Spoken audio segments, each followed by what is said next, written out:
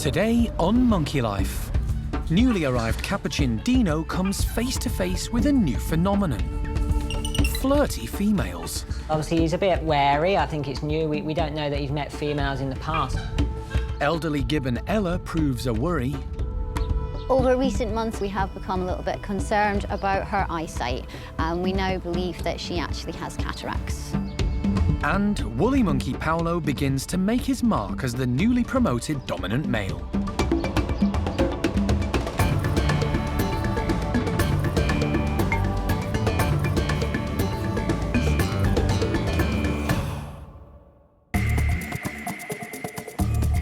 Monkey World in Dorset, buried deep in the English countryside, is the largest sanctuary of its kind on the planet.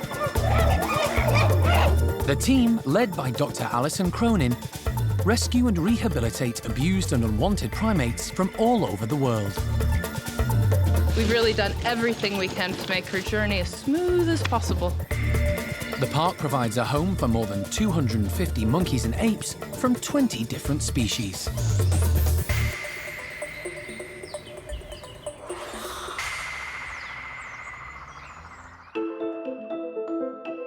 The arrival of newly rescued primates at the park often heralds a change in group dynamics. It's important that newcomers make friends and fit in well with other, more established residents. Male Capuchin monkey Dino, who was rescued from the pet trade, is one such recent arrival. He's palled up with another male, Winslow, who had been ousted from his group, and they're now living together. Capuchins are highly strung monkeys. Getting them to form happy and settled groups can be difficult. But the primate care team's hope for Dino and Winslow is that they form a new group of their own. Today, they're going to meet some possible long-term companions, and they're all females. Maggie, Maddie, Sophia, and Ginger have all been living as low-rankers in Tao's group. The team think they'll do better with some new males, so it's up to Dino and Winslow to win them over. This morning, the girls were separated from their old group and moved together to the boys' home. They've done remarkably well. They calmed down very quickly in the house and they seem very relaxed and settled. They just seem to be enjoying being in their little subgroup now where they haven't got to worry a bit about being low-ranking animals like they were in Tao's group. With both the girls and the boys settled, it's time for their first group date.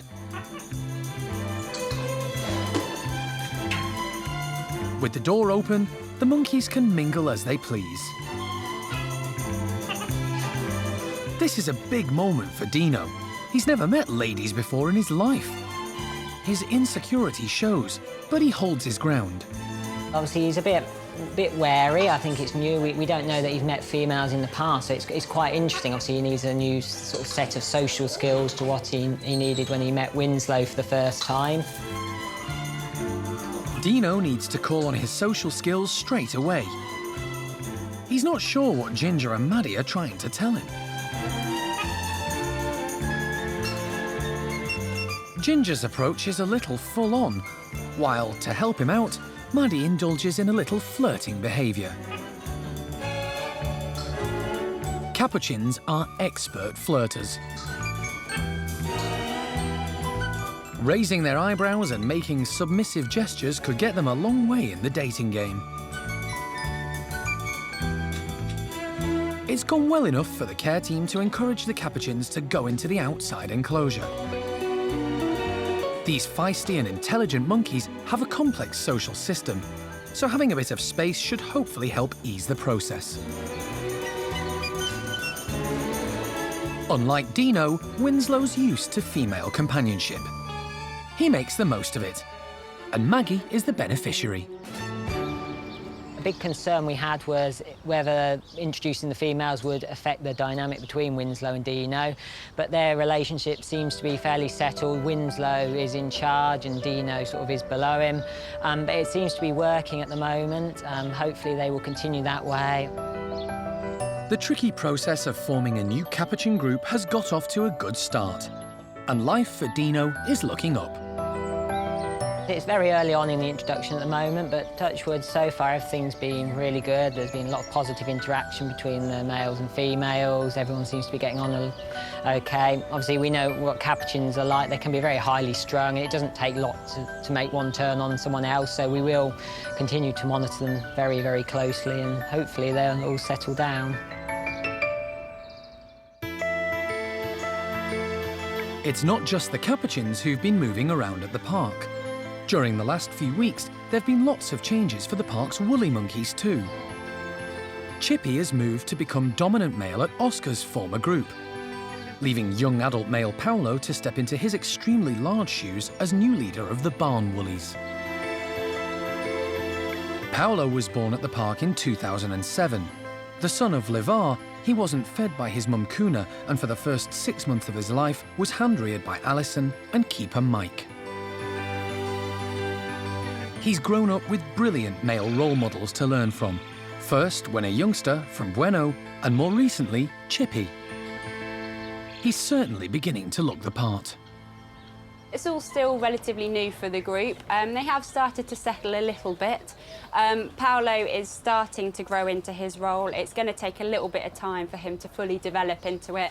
He has got a lot to learn. He's kind of been an immature teenager before now, so he's got a big step up to do, but hopefully he's going to embrace the challenge. But the females are starting to adapt a little bit to life without Chippy, and we have already seen the group start to settle down a little bit more. To become a successful dominant male, Paulo will need to be a very strong and assertive character. He'll have to gain the trust of the females and show he's there to protect and look after them. Any disputes or squabbles, and Paulo will have to take charge to make sure nothing escalates out of control. He's always been a very confident character within the group, but because of his past and his history of being hand-reared, he's obviously had to kind of have a bit of a crash course in his social skills and how he deals with the rest of the group. But he has developed very, very well. He is a very big and very impressive male now. We're just hoping when he has to take this next step up to be the dominant male that he's going to kind of learn the ropes quite quickly and develop from the kind of immature teenager that he was into a full-blown, good, all-rounded dominant male that the females need. There are two females in this group, Pakaya and Urema. Urema is one of the more sensitive woolies at the park and can be nervous in new situations. She'll need time to adapt to Paulo being the dominant male. But for the two youngsters, Eva and Oriana, and baby Carlos, there should be no such problems. He's absolutely brilliant with the youngsters and the babies in the group. He's very patient, very gentle with them, and because he's still kind of full of energy and really playful himself, he does enjoy getting involved in a play session. So the two youngsters, Carlos and Oriana, in this group absolutely adore him. So that's obviously really good, and it's nice for the females to be able to trust him with their youngsters as well.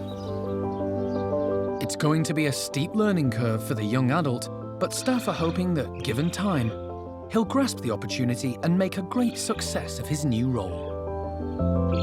If he can get a little bit more sensible, calm down a little bit, not be quite so excitable, he can really embrace the role, be really level-headed, make a good leader, and the females will just adore him as much as they adored Chippy, and hopefully the future looks bright for them.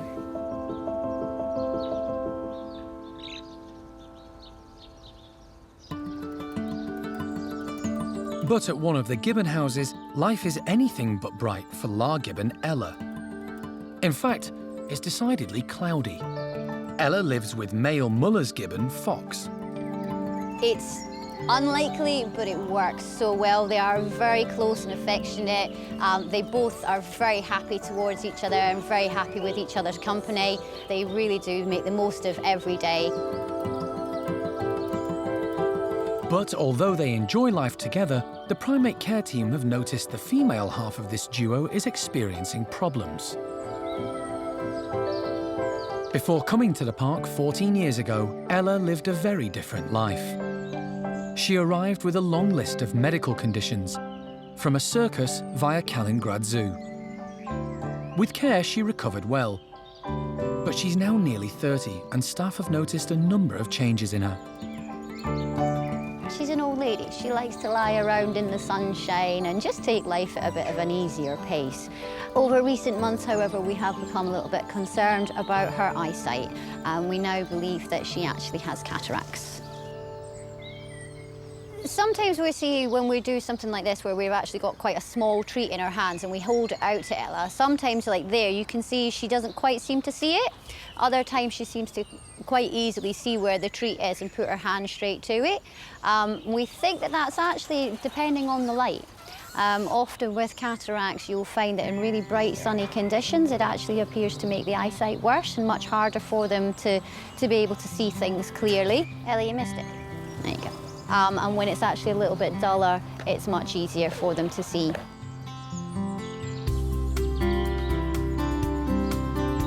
Gibbons live at the very top of the tree canopy and can move with incredible speed and agility using their long limbs to travel.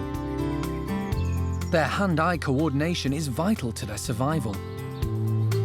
Ella's slow and careful movement is a sure sign something is wrong. She's having to look hard for her next handhold. Ella and Fox were put together after Ella's mate Nike passed away. They've both been at the park for quite some time, but they've actually only lived together for about a year and a half. And as you can see, they are the best of friends. They're also a couple of our sweetest natured gibbons. They're very sweet and affectionate towards the staff as well as towards each other. They have quite gentle personalities generally. The care team are determined to do their best for elderly Ella and are seeking medical help for her eye condition. It's possible she might be able to have a cataract operation, although at her age, an anaesthetic could be a big risk.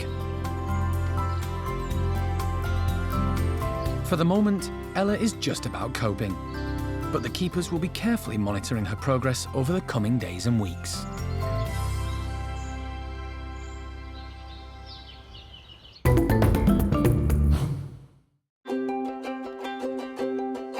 The park is home to 4 groups of chimpanzees.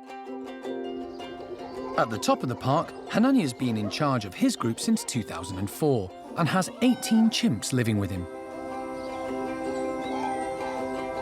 Over to the west, there's Paddy and his 17 chimps. Across from them, Sally has just 4 others living with her. And then, next door, are the Rowdy Bachelor Boys, a group of 15 males, where there has recently been some political manoeuvring going on. They're a little bit more boisterous, they're always very active, but they are, in all, they're quite a playful group. Chimpanzees are sociable animals and live in complex communities. There's a male hierarchy with a dominant male in charge. Since the group started, Butch, who's in his 30s, has been top dog. And with the help of the bully boy half-brothers, Buxom and Jester, he's reigned with an iron fist.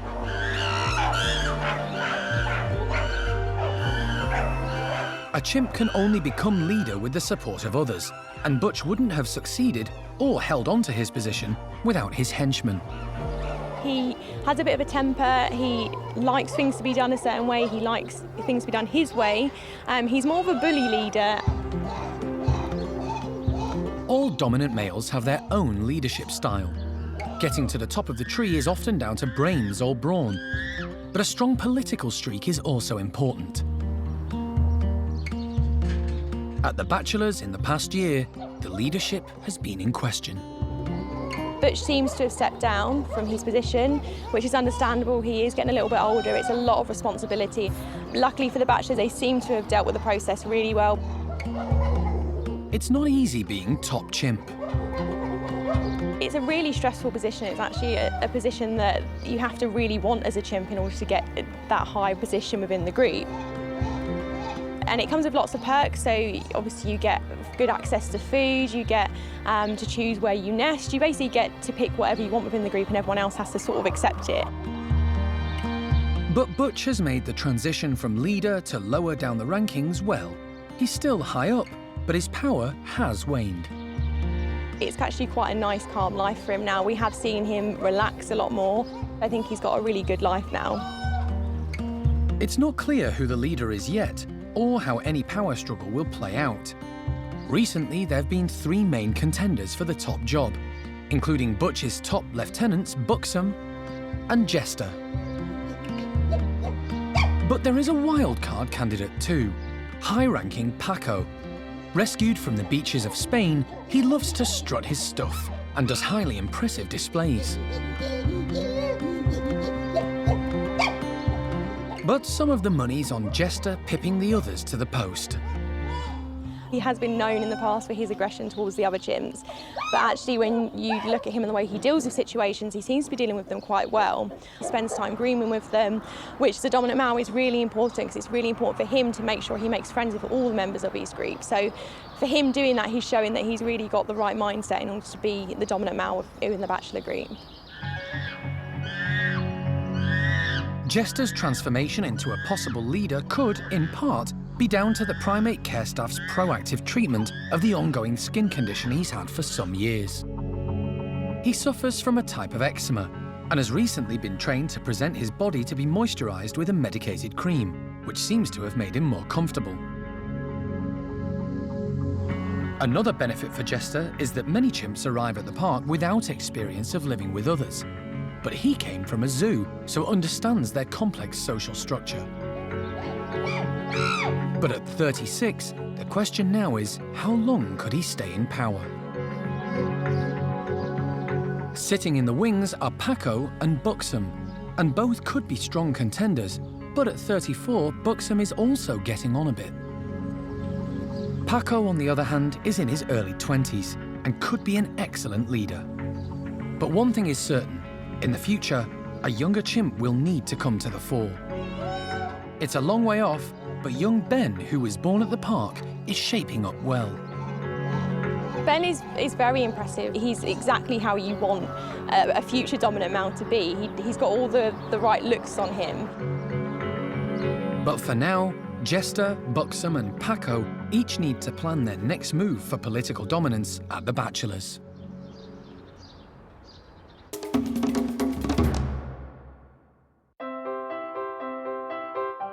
The park is home to 3 groups of orangutans, each with 1 adult male. Tuan is estimated to be around 29 years old and has 4 females living with him, including Jolie and Linga, who arrived at the park as babies. At the other end of the park is 19-year-old Gordon with his 3 ladies. And then there's the nursery group, including 11-year-old Kai, who's beginning to outgrow it. He's a gentle and friendly orangutan who was born at the park to mum Xiao Kuai. She's a great mum, and he was the first orangutan born at the park to be reared by his mother. Kai now has 2 younger siblings, 7-year-old brother Jin and 4-year-old adopted sister Awan. Alison and the primate care team who work with the orangs have a great deal of affection for Kai. He's such a lovely nature chap. He's very friendly, he's peaceful, he's not aggressive, although he has a little bit of attitude and character, so if he's not getting what he wants, he'll let you know. He's definitely got a firm hand on things, but at the same time he's caring and understanding, so he's the perfect man, really.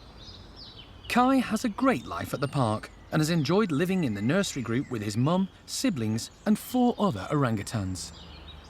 But he didn't always live in this group.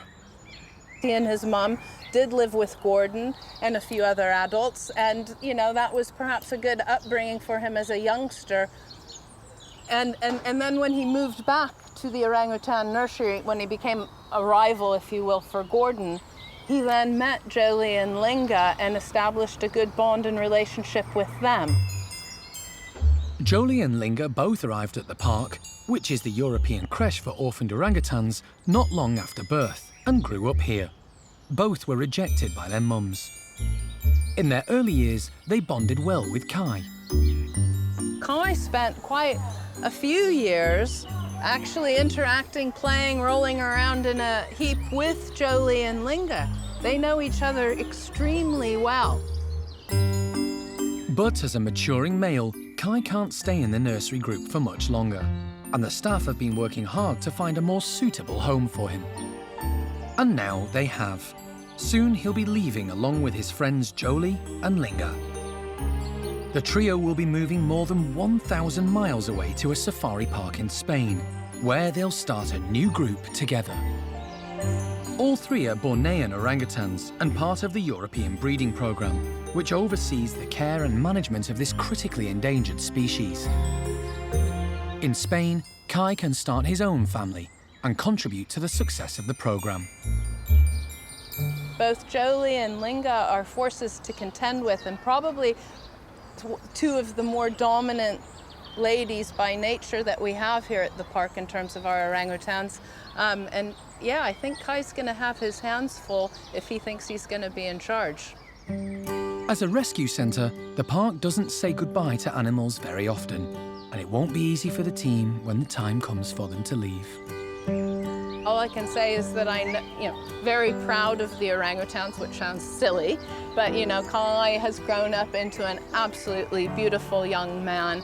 Jolie and Linga are just wonderful and fun and nice. So the three who have grown up together over the years are perfectly set up to come together and be that new small group of orangutans in Spain. So it's now time for us to bite the bullet. It's never a good time or an easy time. Nobody's really happy about it, but it's what's right for Kai, Jolie, and Linga.